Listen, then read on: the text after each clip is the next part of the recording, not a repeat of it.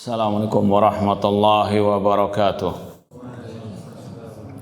Innal hamdalillah nahmaduhu wa nasta'inuhu wa nastaghfiruh wa na'udzu billahi min syururi anfusina wa min sayyiati a'malina. Man yahdihillahu fala mudhillalah wa man yudlil fala hadiyalah. Ashhadu an la ilaha illallah wahdahu la syarikalah wa ashhadu anna Muhammadan abduhu wa rasuluh. Ya ayyuhalladzina amanu taqullaha haqqa tuqatih wa la tamutunna illa wa antum muslimun. Ya ayyuhan nasu taqu rabbakumul ladzi khalaqakum min nafsin wahidah wa khalaqa minha zawjaha wa batha minhuma rijalan katsiran wa nisaa wa taqullaha alladzi tasaaluna bihi wal arham innallaha kana 'alaikum raqiba. Ya ayyuhalladzina amanu taqullaha wa qulu qawlan sadida yuslih lakum a'malakum wa yaghfir lakum dhunubakum wa may yuti'illaha wa rasulahu faqad faza fawzan 'azima. Amma ba'd, fa inna asaqal hadits kitabullah wa khairal hadi hadi Muhammadin sallallahu alaihi wasallam wa syarrul umuri muhdatsatuha wa kullu muhdatsatin bid'ah wa kulla bid'atin dhalalah wa kulla dhalalatin finnar. Ma'asal muslimin ikhwani fillah wa akhwati, bapak-bapak, ibu-ibu, saudara-saudariku rahimani wa rahmakumullah. Alhamdulillah, segala puji bagi Allah Subhanahu wa taala yang mempertemukan kita kembali dalam kajian kitab Al-Mukhtar fi Usuli Sunnah oleh Al-Imam Ibnu Al-Banna Al-Hanbali Al-Baghdadi As-Salafi rahimallahu ta'ala. Semoga Allah subhanahu wa ta'ala senantiasa memberikan kepada kita keistiqomahan dalam belajar akidah salaf dan berpegang teguh dengannya sampai akhir hayat kita nanti. Kita masih dalam pembahasan ucapan Muhammad bin Ukasha Al-Kirmani halaman 104. Setelah beliau menyampaikan nama-nama guru-guru beliau yang sepakat di atas akidah berikut ini. Yang pertama sudah kita bahas, ar-ridha bi qadaillah, ridha dengan takdir Allah alias dengan perbuatan Allah Subhanahu wa taala. Ini sudah kita sampaikan pada kesempatan yang lalu. Sahih? Taib. Yang kedua, wa taslimu li amrihi, tunduk patuh, berserah diri kepada perintah Allah Subhanahu wa taala. Sebagaimana firman Allah dalam surat An-Nisa 65, fala wa rabbika la yu'minuna hatta yuhaqqimuka fima syajara bainahum thumma la yajidu fi anfusihim harajan mimma qadaita wa yusallimu taslima. Sekali-kali demi Rabbmu mereka tidak beriman sampai mereka menjadikan engkau Nabi Muhammad sebagai hakim pemutus dalam perkara yang mereka perselisihkan, dan mereka tidak mendapati keberatan dalam hati mereka, dan mereka yusallimu taslim, at-taslim, tunduk patuh kepada hukum Allah, kepada syariat Allah Subhanahu wa taala. Dan inilah ciri orang mukmin dan mukminah yang sejati.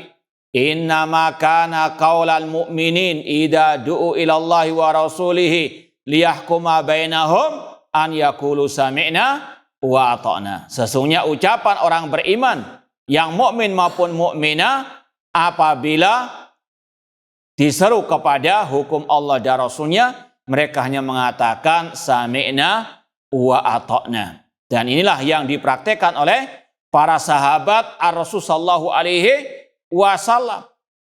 Bagaimana ketika turunnya ayat tentang khamr, mereka langsung membuang bejana-bejana yang berisi minuman keras tersebut.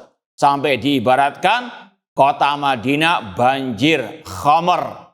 Karena tadi mereka yusallimu taslima, sami'na wa ata'na, tidak ngeyel, tidak bertanya kenapa demikian dan mengapa demikian.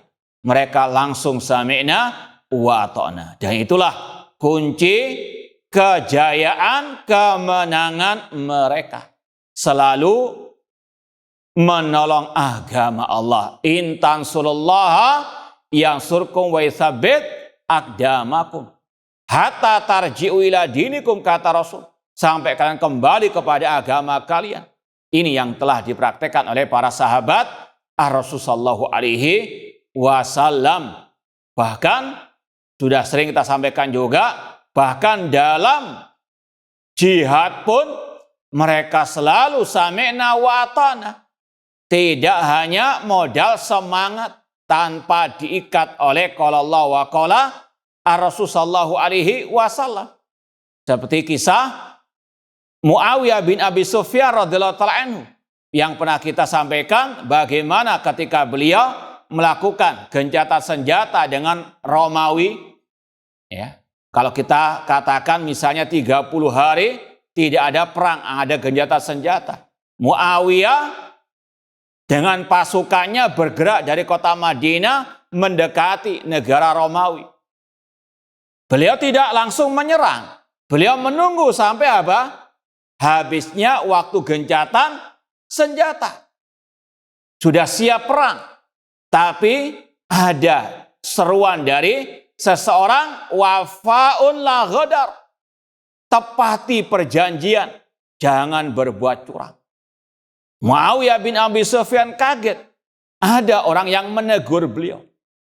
Kalau sekarang tidak boleh mengkritik kaum muslimin ketika perang, naudzubillahi min dzalik.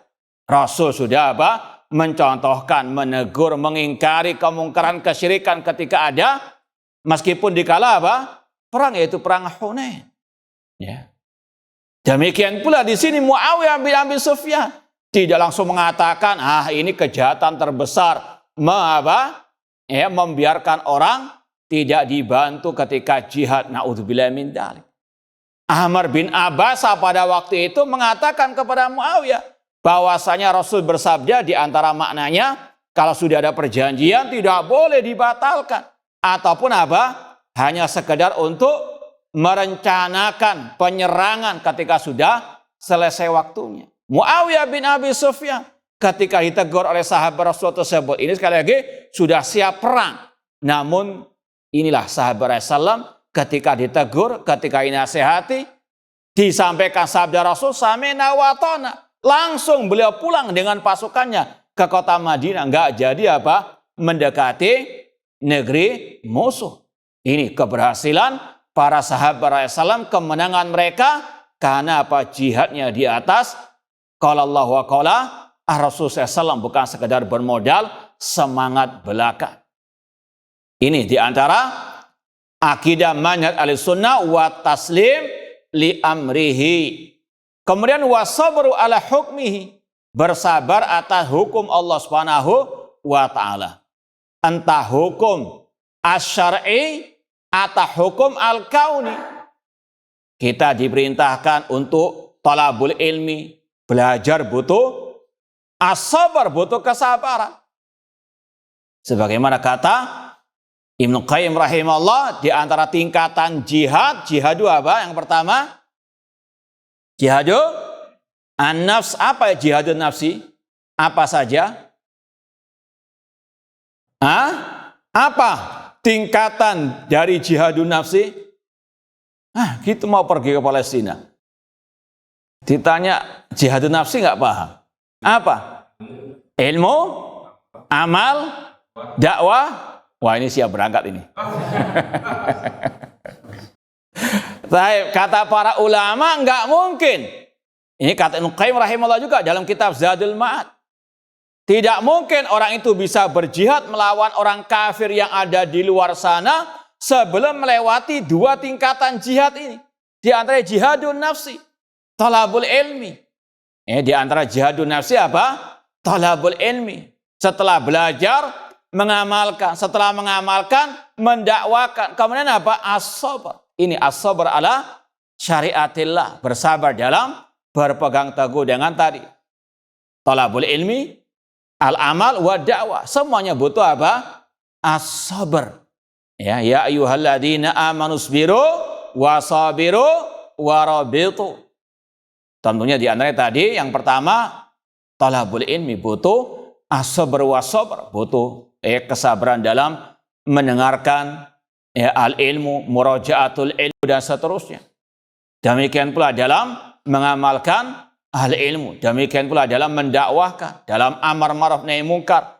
Kata Luqman kepada putranya, ya bunayya aqimis salata wa'mur bil ma'ruf wanha 'anil munkar wasbir ala ma asaba.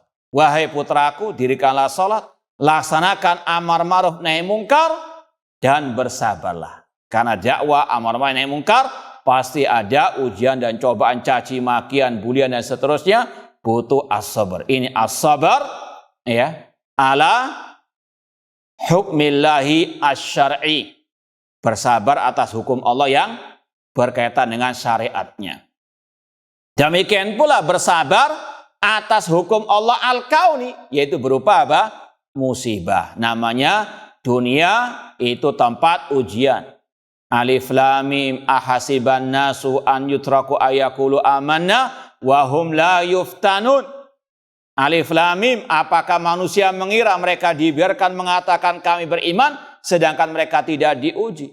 Walaqad fatanna alladziina min qablihim fala ya'lamannallahu alladziina shadaqu wa la ya'lamannal kadzibin. Sungguh kata Allah, kami telah menguji orang-orang sebelum mereka dan kami tahu siapa yang jujur keimanannya dan siapa yang dusta. Harus sabar, as-sabar, dan sudah kita sampaikan pada kesempatan yang lalu bahwasanya di antara kewajiban seorang muslim ketika mendapati musibah as-sabar, lawannya as-sukhtu, memurkai ataupun tidak sabar dengan memukul pipinya, merobek sakunya, ataupun dia teriak dengan teriakan jahiliyah. Ini yang haram. Adapun yang wajib as-sabar. Adapun ridha menghadapi musibah, hukumnya apa? Mustahab. Dan yang keempat asyukru, bersyukur atas musibah. Nah, ma'asal muslimin ikhwani fillah wa akhwati rahimani wa rahimakumullah. Kemudian wal akhdhu bima amarallah, melaksanakan perintah Allah Subhanahu wa taala. Dan perintah Allah yang paling utama dan yang pertama adalah apa? At-tauhid. Mana dalilnya? Mana dalilnya? Pertama dan utama. Ya ayyuhan nasu u'budu rabbakum. Wahai manusia, ibadahilah Rabb kalian. Ini ayat pertama dalam Al-Quran, dalam mushaf, yang berbentuk fi'lul amri, perintah Allah.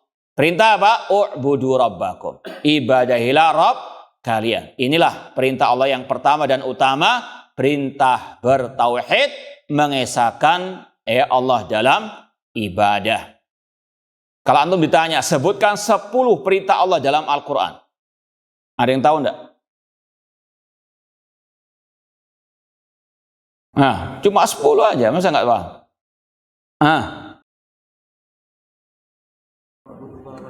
Nah, antum cukup 1 ayat saja, enggak usah 10 ayat. 1 ayat sudah cukup, itu mencakup 10 perintah Allah, yaitu dalam surat An-Nisa ayat ke-36 atau 8 itu. Ayat tentang hukukul asyra. Wa'budu rabbakum, wa'budullaha wa la tusyriku bi syai'a wa bil walidaini ihsana wa bidil qurba wal yatama wal masakin wal jaril qurba wal jaril junubi was sahibi bil jambi wa berisabili wa ma malakat aimanukum. Insyaallah dalam surat An-Nisa 36 itu ya. Hah? 36 ya. Nah, itu tentang ayat hukuku al-asyrah. Ditambah lagi wa aqimus shalah wa atuz zakat yang bentuknya terutama di sini ya fi'il al-amr dan masih banyak yang lainnya. Kemudian wa nahyu amanahallah dan meninggalkan apa yang dilarang oleh Allah, melarang dari apa yang dilarang oleh Allah Subhanahu wa taala. Apa yang paling dilarang oleh Allah? Asyirku. Mana dalilnya? Yang paling utama dan pertama dilarang. Fala taj'alu lillahi andada. Dalam surah Al-Baqarah ayat 22 ya. Jangan kalian menjadikan tandingan-tandingan bagi Allah. Nah sekarang kalau dibalik, sebutkan 10 ayat yang bentuknya larangan dari Allah Subhanahu wa taala. Ada yang bisa?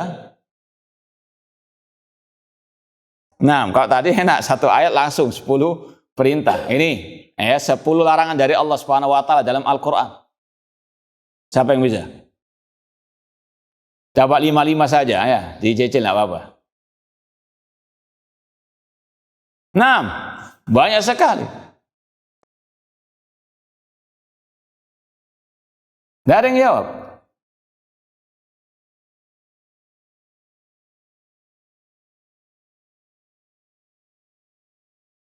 Hah? Baik, labas. Qul innama harrama rabbiyal fawahisha ma dhahara minha wa ma batan wal itsma wal baghya bil haqqi wa an tusyriku billahi ma lam yanzil bi sultana wa an taqula 'alallahi ma la ta'lamun. Ini larangan dari yang pertama berbuat kekejian, berbuat zalim, kesyirikan dan berkata tentang agama Allah tanpa al-ilmu. Meskipun ini bentuknya bukan langsung fi'il atau larangan ya, namun maknanya apa? An-nahyu. Contoh yang bentuknya larangan wala taqrabuz zina. Kemudian juga apa? Tambah lagi. Wala tulqu bi'aidikum ila tahluka. Tambah lagi. Ya ayyuhalladzina amanu. Nah, kamil. Hah? Wala tubadir tabdil. Dalam surah Al-Isra banyak sebetulnya. Wala tubadir tabdil. Wala taqtulu auladakum khasyata imlaq. Wala taqtulu nafsalati haramallahu illa bil haq dan seterusnya. Banyak larangan-larangan Allah Subhanahu wa taala. Kemudian wa ikhlasul amalillah, mengikhlaskan amal karena Allah. Wa ma umiru illa liya'budullaha mukhlishina lahuddin. Kemudian wal imanu bil qadar khairi wa syarri. Ini ringkasan sekali semuanya adalah ringkasan. Wal iman bil qadar khairi wa syarri. Beriman kepada takdir Allah yang baik maupun yang jelek. Ini sudah kita sampaikan pada kesempatan yang lalu. Wa tarkul mira wal khusumat wal jidal fid din. Meninggalkan debat kusir dalam urusan agama. Dan sudah kita sampaikan perincian dari para ulama. Debat ada 2 hukumnya, ada yang terpuji, ada yang tercela. Ya, yang terpuji ini kalau sesuai dengan syarat-syarat dan adab-adab dalam berdebat, yang berdebat ahlu ilmi. Kemudian juga apa? Maslahatnya lebih banyak daripada mafsadahnya dan tujuannya untuk menampakkan kebenaran untuk menghancurkan kebatilan. Nah, ini baru sekali lagi jidal yang terpuji yang dilakukan oleh para ulama as-salaf. Di antaranya Abdullah bin Abbas ketika dialog debat dengan siapa? Al-Khawarij. Imam Ahmad debat dengan tokoh Mu'tazilah Ahmad bin Abi Du'ad dan seterusnya. Kemudian kata beliau wal mashu 'alal khuffain, membasuh sepatu al-khuf. Kalau dulu al-khuffain itu sepatu dari apa? Dari kulit ya, kayak sepatu apa boot ya, cuma bahannya dari apa? Kulit yang menutupi mata kaki. Di antara sunnah Rasul SAW ketika wudu, ketika tohara ya sudah sampai isinya sudah semua wudu mau selesai tinggal membasuh kaki. Kalau memang pakai sepatu atau kaos kaki selama tidak najis maka boleh sekedar diusap atasnya saja, tidak perlu dilepas dalam keadaan sakit atau enggak sakit, dalam keadaan ada hajat atau enggak ada hajat, sunnah Rasulullah Shallallahu Alaihi Wasallam. Ya, ini adalah ijma' ahlu sunnah wal jamaah. Meskipun secara asal ini masalah fikih, tapi kenapa kok dicantumkan dalam bab akidah?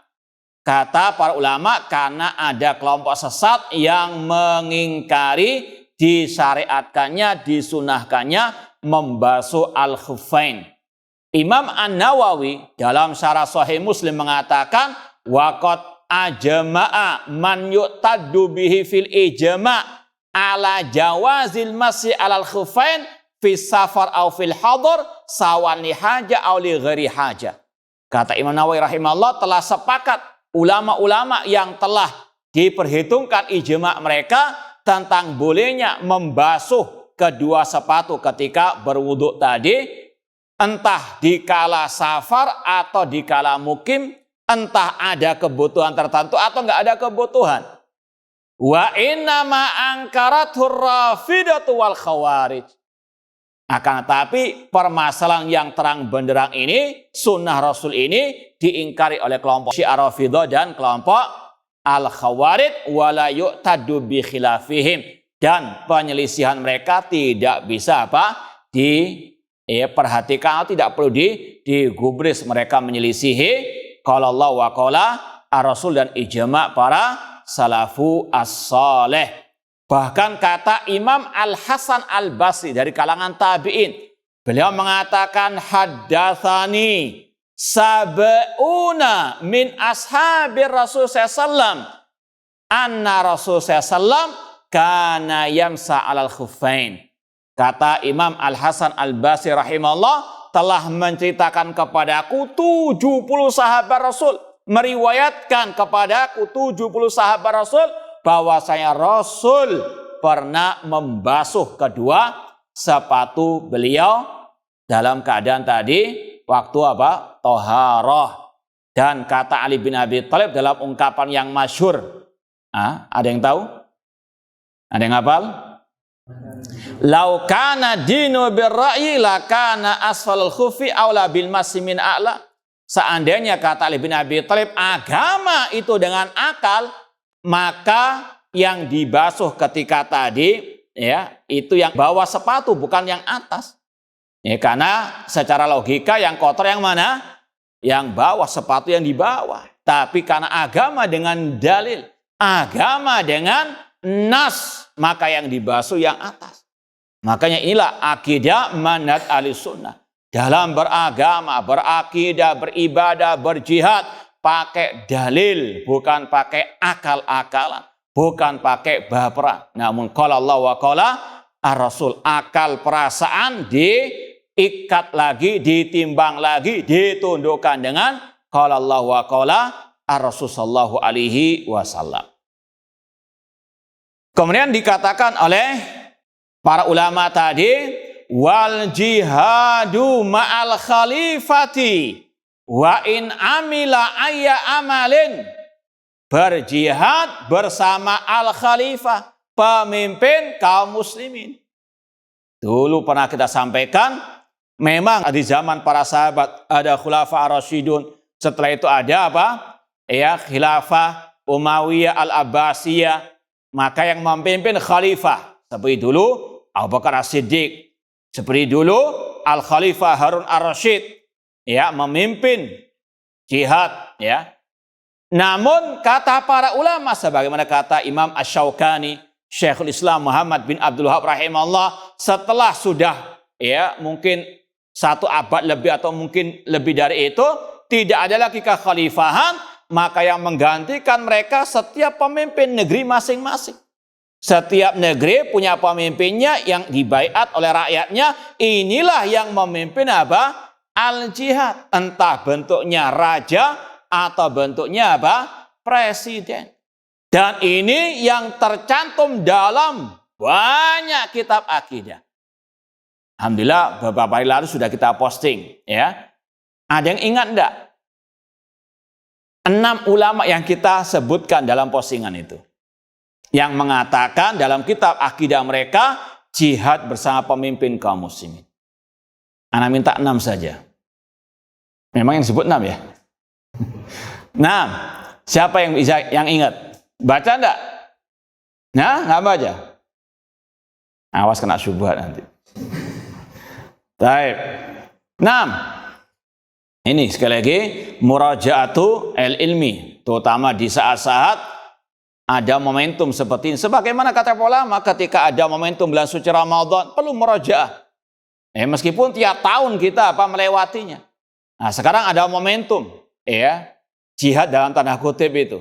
Perlu murajaah, apa itu jihad yang syar'i, apa syarat-syaratnya, dan apa itu jihad yang tidak syar'i. Di antara jihad yang syar'i syaratnya adalah apa? Dikomandoi oleh pemimpin kaum muslimin, bukan ketua ormas, bukan ketua partai, bukan ketua takmir atau ketua RT, bukan. Namun apa? Pemimpin kaum muslimin. Dalilnya jelas dalam Sahih Bukhari, innamal imam junnatun yuqatalu min wara'ihi. Sesungguhnya pemimpin adalah perisai yang kaum muslimin berjihad di belakangnya. Dan ini dikuatkan oleh para ulama dalam kitab-kitab akidah.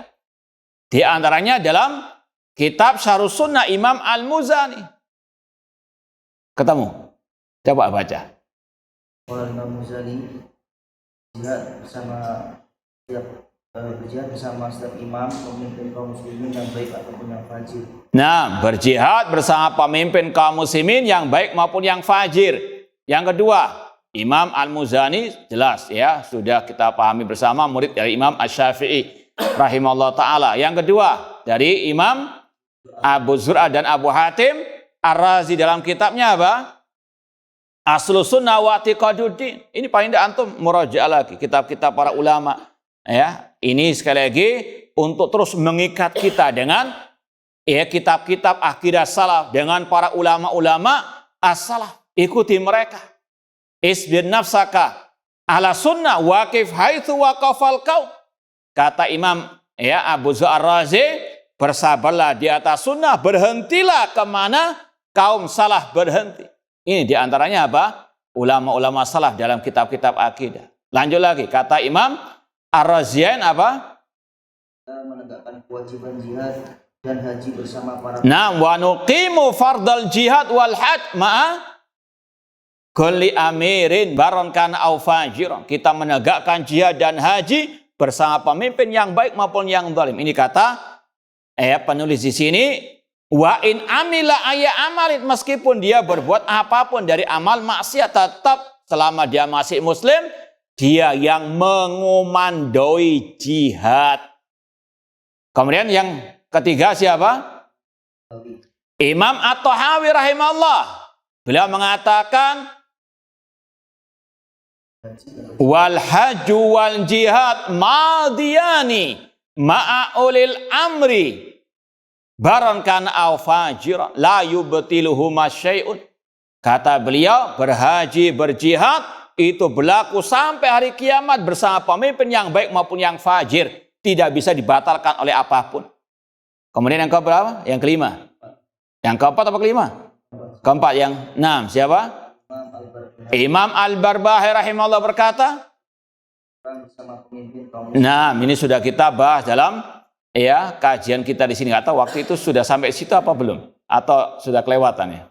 Nah, kemudian yang kelima, Imam Abu Bakar Ismail dalam kitabnya I'tiqad A'immati Alil Hadis. Apa kata beliau? Imam Alil Hadis berpendapat bahwa jihad melawan orang-orang kafir bersama para pemimpin kaum muslimin. Nah, dan yang keenam, Imam Abu Utsman As-Sabuni Asy-Syafi'i. Ada lagi yang lebih salaf dari 6 itu. Yaitu imam yang kita kaji, Sufyan Ats-Tsauri rahimahullah. Dalam akidah Sufyan Ats-Tsauri yang kita kaji di Al-Kautsar, Allah yahfadhu min kulli su'in wa makruh. Bahwasanya Sufyan Ats-Tsauri rahimahullah ta'ala mengatakan, wal jihadu, setelah masalah sholat, kemudian masalah al-jihad, meskipun dikatakan ma'ul amri, namun ini berkaitan dengan sholat. Wasabr ala jauri sultan atau tahta liwa'i as-sultan.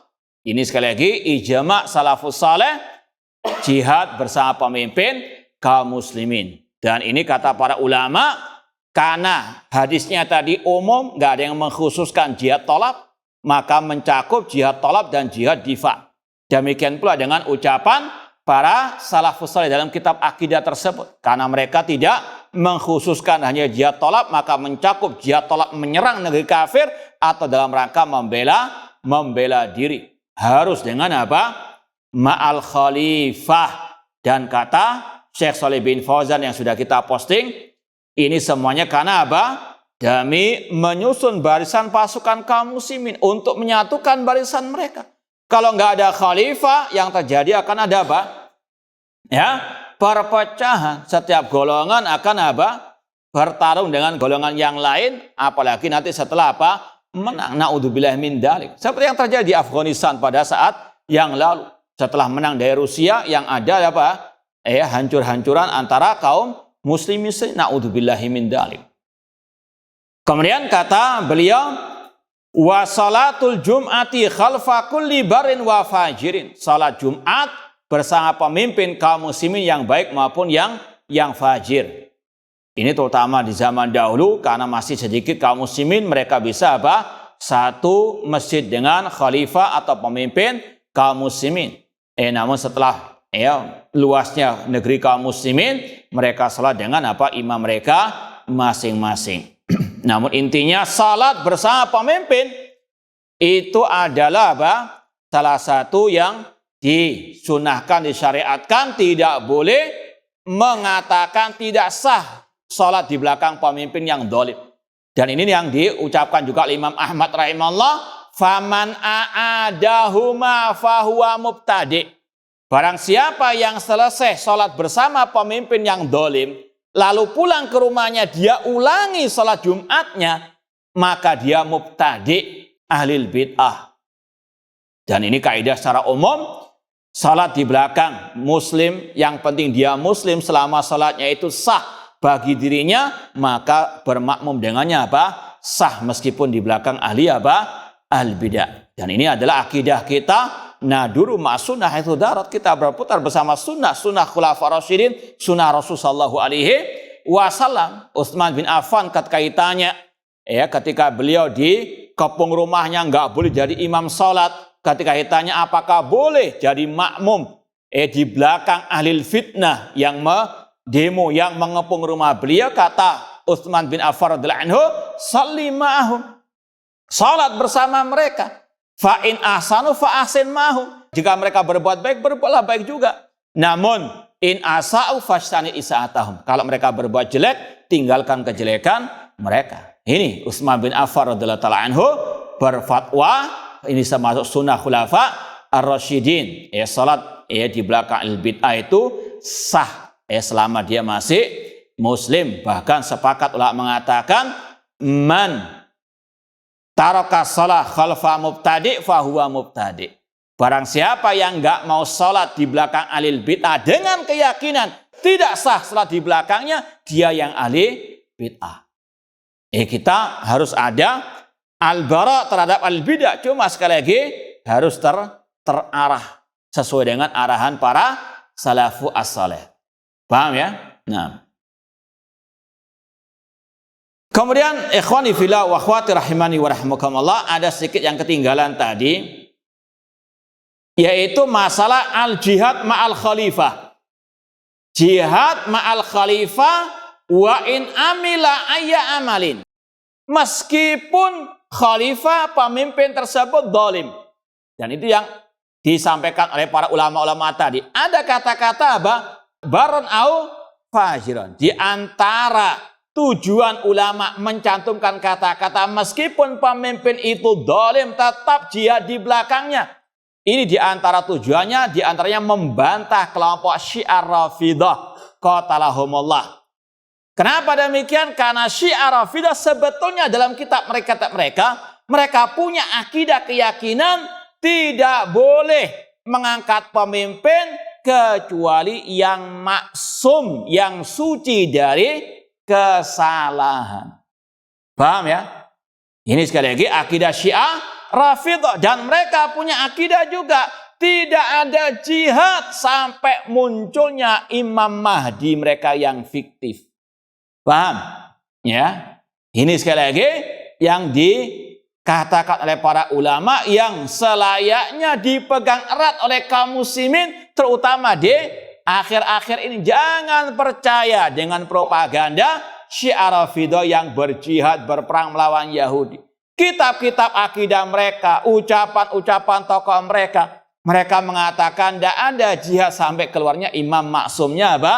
Mereka. Dan dalam sejarah, ya, kata Abdullah bin Mas'ud, as-sa'id man itta'adha bi ghairihi. Kata Abdullah bin Mas'ud radhiyallahu anhu, orang yang berbahagia yang bisa mengambil pelajaran dari orang lain. Di antaranya sejarah kejam kelam kelompok Syiah Rafidhah yang sudah kita posting. Bagaimana para ulama sepakat mereka ini adalah apa? Musuh Islam dan kaum muslimin. Kok masih apa? Dipercaya. Ini sandiwara mereka. Ini adalah apa? Ya, pranknya mereka. Ya. Naudzubillah min dzalik. Maka sekali lagi kembali kepada para ulama salaf ahlus sunnah wal jamaah. Kemudian yang berikutnya, wassalatu ala man mata min ahlil kiblati sunnatut.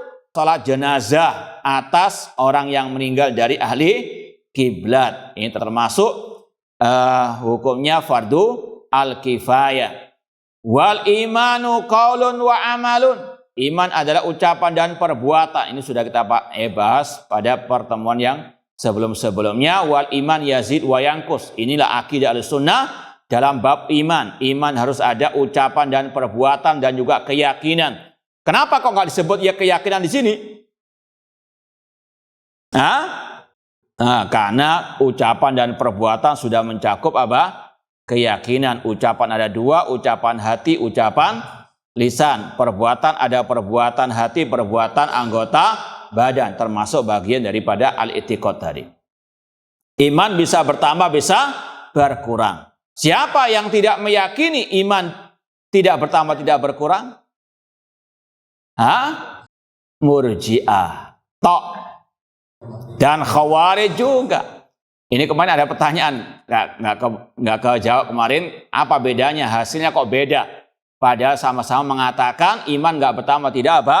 Berkurang. Tapi kelompok Khawarij mengatakan yang berbuat dosa besar keluar dari Islam, murtad. Sedangkan Murji'ah mengatakan pelaku dosa besar imannya apa? Sempurna. Karena kembali kepada definisi iman mereka. Kalau Khawarij, mereka definisi imannya sama dengan Ahlussunnah. Iman adalah keyakinan, ucapan, dan perbuatan. Sesatnya adalah masalah ziyadatu wa nuqsan. Paham? Murji'ah mengatakan amal bukan bagian dari iman. Yang lebih sesat di sini siapa? Khawarij atau Murji'ah? Murji'ah. Sesatnya double ini. Paham? Mereka mengeluarkan amal dari iman, tidak mengatakan iman bertambah, tidak berkurang. Paham? Maka kata mereka, orang yang berbuat dosa besar tetap sempurna imannya. Karena apa? Amal bukan bagian dari apa? Iman. Sedangkan Khawarij mengatakan amal bagian daripada iman. Kalau amalnya jelek, hilang imannya. Paham ya? Ini nggak tahu yang tanya hadir nggak di sini. Ini pertanyaan yang kemarin ini. Nah, taib ikhwani fillah wa akhwati rahimani wa rahimakumullah. Kemudian kalau ada yang mungkin ada yang mengatakan, loh kan ada sebagian ulama salah nggak mau mengatakan iman itu yangkus. Paham? Lalu jawabannya apa itu?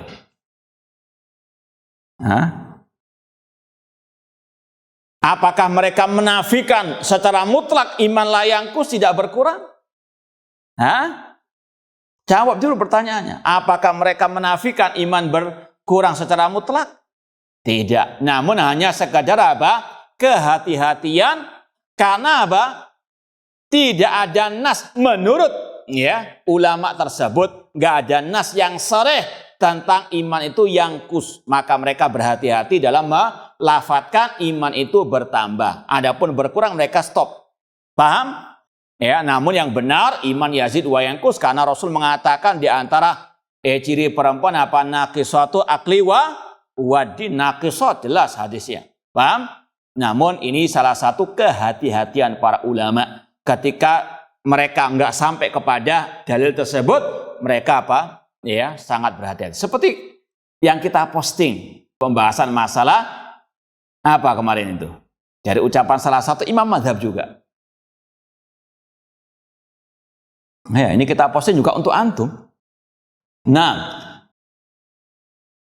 dibaca bukan pas waktu ngelamun, ya, itu ilmu untuk juga apa? Dipahami dan disapi, kalau bisa dicamkan, karena syubhat luar biasa bergentayangan. Nah, ada ungkapan salah satu ulama mazhab yang mirip dalam rangka kehati-hatian. Ada yang ingat enggak? Nah, ada, ketemu enggak? Ya sudah, antum kan paham. 4 mazhab siapa? Hah? Siapa? Imam Abu Hanifah, Imam Malik, Imam Ahmad. Pinter gitu loh. Namun yang mana itu? Yang ada kata-kata kehati-hatian. Dalam masalah apa itu? Hah? Tidak ingat juga? Tawadhu. Tangantuk. Ucapan Imam Ahmad rahimahullah yang dibawakan oleh Syekh Sulaiman Ar-Ruhaili hafidhallahu ta'ala. Sudah connect, nyambung. Ada sinyalnya, ada gangguan wifi ini. Hah? Nyambung enggak? Enggak nyambung juga? Na'udzubillah. Nah, masalah apa itu?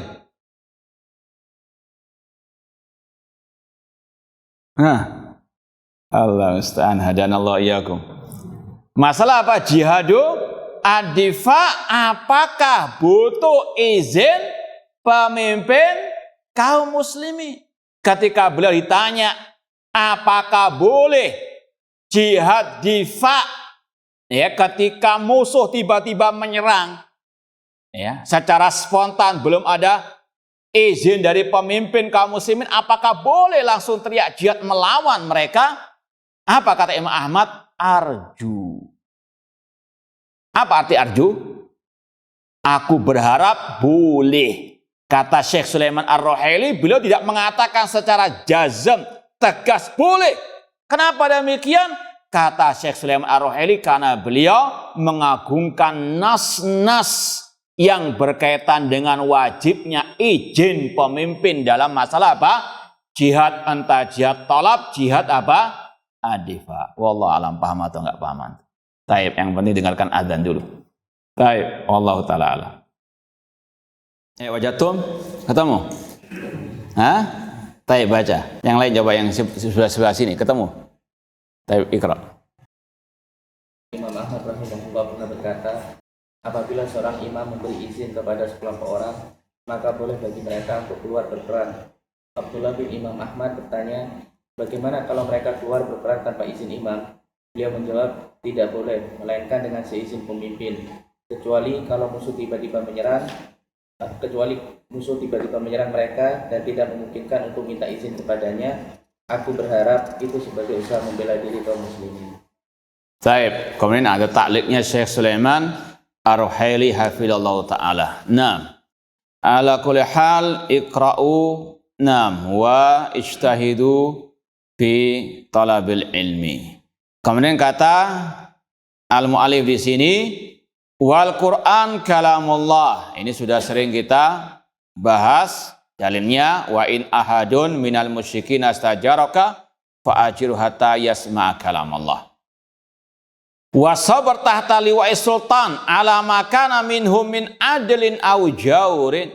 Di antara akidah Ahlussunnah wal Jamaah, bersabar di bawah bendera pemimpin yang adil maupun yang curang, yang fajir.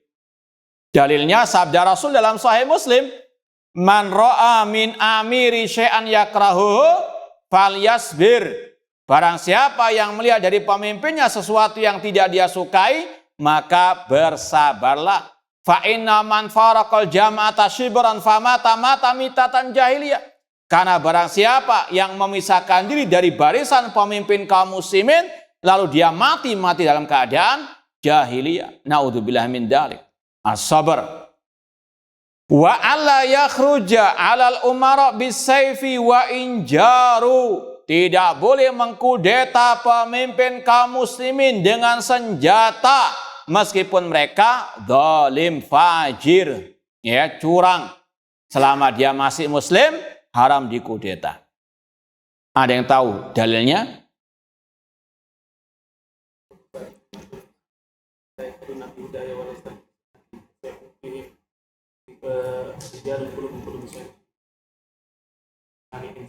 Lanjut.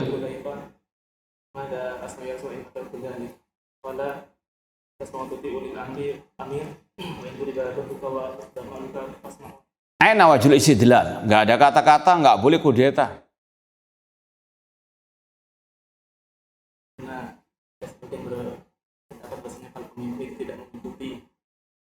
Nah, enggak, mana kata-kata nggak boleh kudeta, enggak ada di situ. Hah? Ada enggak kata-kata itu? Hah? Nah, Kamil. Ana nggak menyalahkan dalilnya. Ana mau tanya apa wajul istidlalnya. Antum biar kalau nanti menghadapi ahli syubhat bisa ngomong. Nggak ganggu aja. Hah? Apa kaitan dengan tidak boleh mengkudeta? Hah? Baik, ala kulin. Kata para ulama, semua dalil yang mewajibkan mendengar dan taat kepada pemimpin meskipun zalim itu juga sebagai dalil larangan dari apa? Kudeta. Karena Rasul SAW tidak menyuruh untuk apa? Kudeta ketika mendapati pemimpin yang zalim tersebut. Paham tuh? Nah, dan demikian pula dalil yang kita sampaikan masalah sabar dalam menghadapi pemimpin itu dalil larangan untuk apa? Karena Rasul tidak menyuruh untuk kudeta, malah menyuruh apa? Sabar. Itu di dalamnya ada larangan dari kudeta. Makanya kita sampaikan terkadang dalam rudud perlu bantahan berbagai segi. Itu juga masuk, cuma yang lebih to the point lagi dalam hadis Ubadah bin Samit. Wa anla apa? Nunazi al-amra ahlahu illa antara kufran bawahan indakum minallahi burhan. Ini baru apa? Langsung TKU istilahnya. Paham ya? Dan kata Ubadah bin Samit, kami dilarang untuk mengkudeta pemimpin kecuali kalau kalian melihat kekafiran yang nyata dari pemimpin tersebut dan kalian memiliki bukti di sisi Allah Subhanahu wa taala.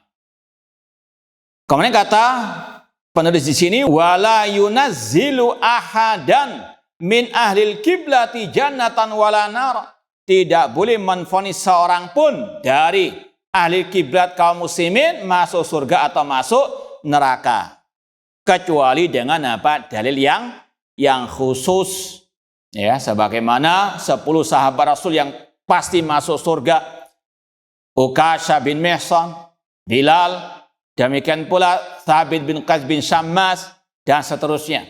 Wajib kita mengatakan mereka pasti masuk surga karena dalilnya ada nas khusus tentangnya. Adapun si B, si C, meskipun kita tahu mulai lahir sampai mati dia apa ibadah terus, tetap tidak boleh mengatakan pasti masuk surga. Dan sekarang ini muncul ya gelar-gelar apa? Syahid. Ya, dulu sempat redup sudah. Ya, setelah dakwah salafiyah gencar mengatakan, Imam Bukhari berkata la yuqalu fulan syahid. Tidak boleh mengatakan si fulan syahid. Ya, dulu zaman-zaman tahun 90 awal itu gelar-gelar ini muah di mana-mana. Ya, Hasan al-Banna Asy-Syahid, Said Qutb Asy-Syahid, Abdullah Azam. Luar biasa banyaknya. Alhamdulillah setelah dakwah salafiyah gencar membantah statement-statement seperti itu mulai redup.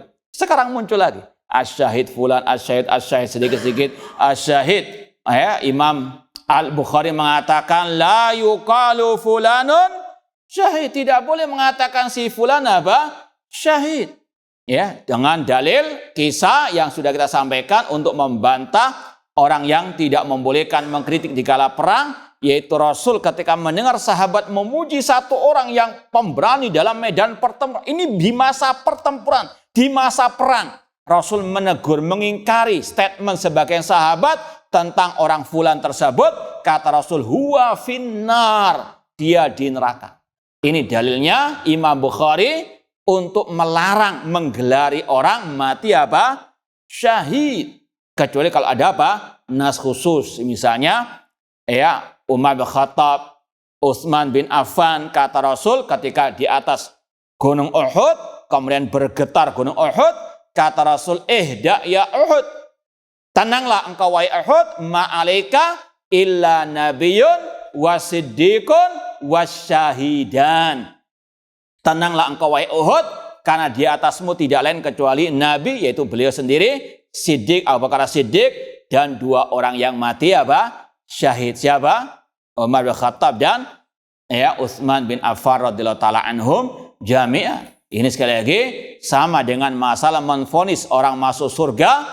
Ini haram dalam akidah Ahlussunnah. Demikian pula mengatakan si fulan apa? Asyahid. Kalau sekedar berharap, namanya berharap ini luas. Jangankan mengharap orang itu mati syahid, mengharapkan orang itu masuk surga, ini silahkan. Tapi menggelari, menvonis ini asyahid, ini sekali lagi tidak benar sama sekali. Sebagaimana dikatakan oleh Imam Al-Bukhari dalam Kitabu Al-Jihad, bab la yuqalu fulanun syahid. Kemudian kata penulis di sini, wa alla nukaffira ahadan wa in amilu bil kabair. Kita Ahlussunnah tidak mengkafirkan seorang pun meskipun berbuat dosa besar. Ini kajian kita kemarin malam. Mana dalilnya? Siapa yang ingat? Yang lain biar adil lah. Nah, yang lain. Mana dalilnya? Wa in ta'ifatani minal mu'minina iqtatalu fa aslihu bainahuma. Dalam surah Al-Hujurat ayat 9, jika kedua kelompok dari orang beriman berperang, maka damaikanlah di antara keduanya. Mereka berperang saling membunuh, namun kata Allah minal mu'minin, masih dalam kategori mukmin. Wasariqu wasariqatu faqtau aydiyahuma. Laki-laki dan perempuan yang mencuri, potonglah kedua tangan mereka. Kalau mencuri yang merupakan dosa besar, itu keluar dari Islam, yang dipotong bukan apa? Tangannya, namun apa? Lehernya. Taib, dan masih banyak dalil yang lain. Kita teruskan sedikit. Wal kafu an masawi ashabi Rasul SAW. Tidak boleh mencela, mencaci maki para sahabat Rasul sallallahu alaihi wasallam. La tasubu ashabi, kata Rasul, jangan mencaci maki para sahabatku. Man sabba ashabi fa'alai la'natullah wal malaikati wan nasi ajma'in. Barang siapa mencaci maki sahabatku, baginya laknat Allah, laknat para malaikat. Dan kata Imam Ahmad rahimahullah di dalam kitab Ushulus Sunnah, man intaqasa ahadan min ashabi Rasul sallallahu au abghadahu bihadatsin kana minhu au dzakara masawi'ahu kana mubtadi'an. Barang siapa mencela satu saja sahabat Rasul, atau dia membencinya karena suatu sebab, atau dia menyebutkan kejelekan-kejelekan para sahabat Rasul SAW, maka dia mubtadi, bukan ahli sunnah. Kemudian kata beliau, wa afdalun nasi ba'da Rasul SAW Abu Bakar, thumma Umar, thumma Utsman, thumma Ali radhiyallahu anhum. Dan semulia-mulia manusia setelah Rasul SAW adalah al-khulafa ar-rasyidin, sesuai dengan urutan kekhalifahan mereka. Wallahu ta'ala alam. Aqulu qouli hadza wa akhiru da'wana anil hamdulillahi rabbil alamin. Wassalamualaikum warahmatullahi wabarakatuh.